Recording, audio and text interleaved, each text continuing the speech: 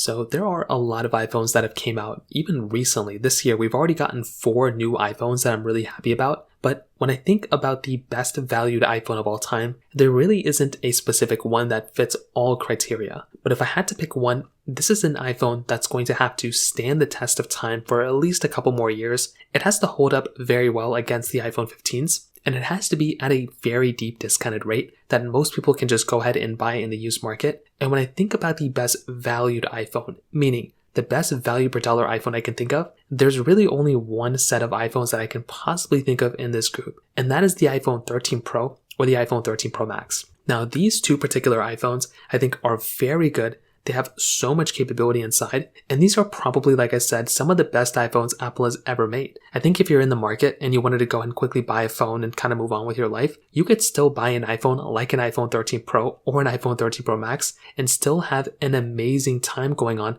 with those particular devices. Now, the big thing I want to state is that the first thing and the first reason why I even thought of these particular iPhones was basically because of the ProMotion display. I actually think the ProMotion display within the 13 Pro and 13 Pro Max have future-proofed this iPhone for such a long period of time that I'm actually looking forward to these iPhones kind of in the next couple of years, because when I think about these particular devices, I feel like Apple is just going to knock it out of the park. And with that being said, I do feel like with an iPhone 13 Pro or iPhone 13 Pro Max, these are going to be very, very good iPhones just with the ProMotion display alone. Now, you're still maintaining things like that amazing build quality.